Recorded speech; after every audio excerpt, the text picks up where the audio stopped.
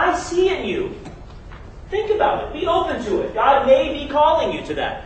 A wonderful story, Father Tom Richter, who the Archbishop and many of the men who studied with me know. Father Tom Richter is the vocation director from the Diocese of Bismarck. Now, to picture Father Tom Richter is to picture somebody who was the state champ wrestler of North Dakota. In fact, 4 of his brothers were all the state championship wrestlers of North Dakota. The Richters come from a family of 12, big farmers, big people. So Father Richter tells this story, and it's extraordinary because I think this is the message for us to convey to our families, for our own ministry, but also how to encourage families, how to invite. Father Tom was in his freshman year of college and he had come home for the weekend. Now, to get all 12 Richters to Mass on Sunday, it took several vehicles, several large vehicles. And Father Tom's dad, named Victor Richter. You can't make these things up. Victor Richter, who's about a foot shorter than all of his sons, but feistier than all of them put together. Victor Richter, after Mass, says, "Tommy!" You gotta yell, because it's North Dakota. And he's a farmer. And you have to end everything with a little bit of a lilt at the very end of the sentence. Tommy! Get in the car with me! And all the other kids crammed in, literally, to the Victor Richter minivan. And Tom was in the station wagon with his dad, thinking, he found out I was drinking last night. I'm in big trouble. So they start driving along. Tom's like, I am in so much trouble. I am dead. What is he going to say? What did I do?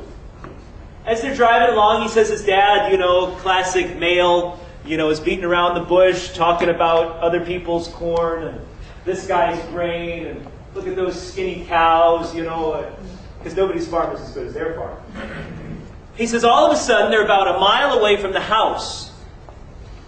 Tommy, your mom and I have been talking. And I wanted to tell you this. The qualities that I see in the priests that I respect,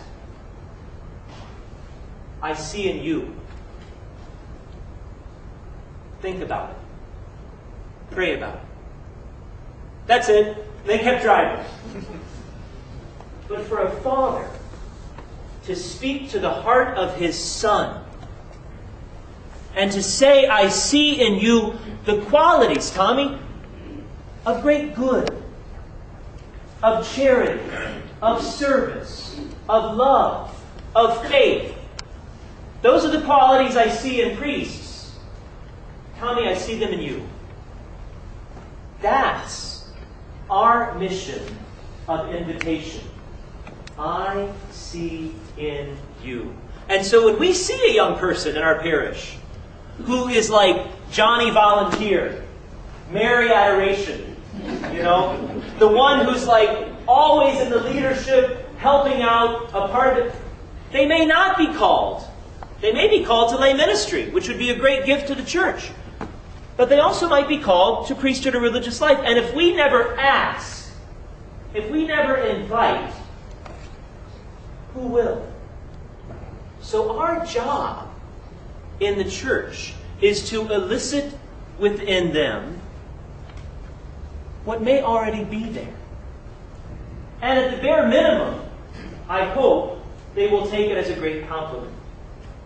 Johnny, I love priests.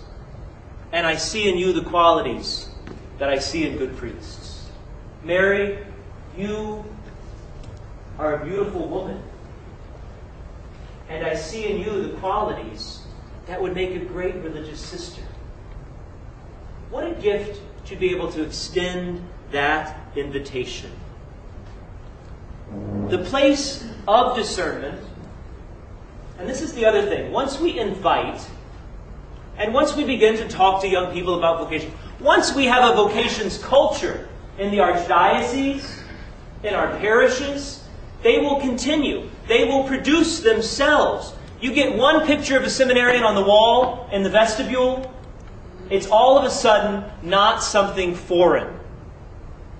And once you get one, like dominoes, they keep producing themselves, because young men can now say, wow, it's not so strange. Young women can say, wow, Susie's now a religious sister. She's going to take her professions. Invite. Don't wait for the perfect candidate, because they will never show up. The place of discernment is in the seminary. As I sent 5 men to the seminary. 1 is ordained. The place of discernment really is in the seminary, or in the convent, in the monastery, where one can really enter into discernment. My father was a seminarian. It formed the life of faith for my family. His discernment was not wasted. It made him the best Catholic man that I knew. Know and tell them, you're not wasting any time. The worst thing that can happen to you is you become a better Christian. And that's not so bad. So encourage them to try, to go, and to discern. Send young women on what I used to call nun runs. Send them on a nun run. Send them to a convent so they can experience younger sisters that they may not be used to seeing. They can experience community life and religious life. Let them experience. The median age of our ordination class of this year is 33. The average ordinan is actually decreasing. But we still have a number of, if you will, second career vocations. Don't be surprised if it's the young man who's been working in the workforce for 7 years, who's not married, who's at prayer, who's a great volunteer in the parish. Don't be ashamed to say to him, I see in you the qualities that would make a great priest. I think to help young people, 2 last main thoughts, because I know we're running on time. 2 last thoughts. The idea of priesthood or of religious life as a vocation of love, of joy, of contentment. Parents think, I don't want my son to become a priest or my daughter to become a religious or my son to become a brother because they'll be unhappy. Well, again, if we don't joyfully live it, they're going to think that. But if we present the gift of priesthood or religious life for what it is the path that God has called, which means it is a path of life. And it is also a path in which our natural desires can be met in a supernatural way. People say celibacy, well, that's unnatural. We say, no, it's not unnatural. It's supernatural. It is a matter of God's call, God's grace. Instead of being a husband and a father to one particular family, I am just as much husband and father as my married brother. But in the spiritual sense, a man is called to be a husband. A priest is a married man to the bride of Christ, the church. A priest is a father to the family of faith. I love being a father.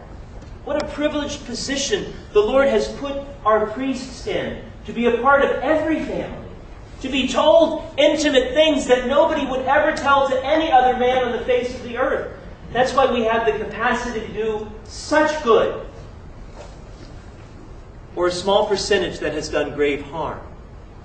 Show them the priesthood in its manliness, in its virility. How often do I hear a young man say, Father, I'd love to be a priest, but I feel called to marriage and family. And to that I say, praise God, because if you didn't feel that, you probably wouldn't make a good priest.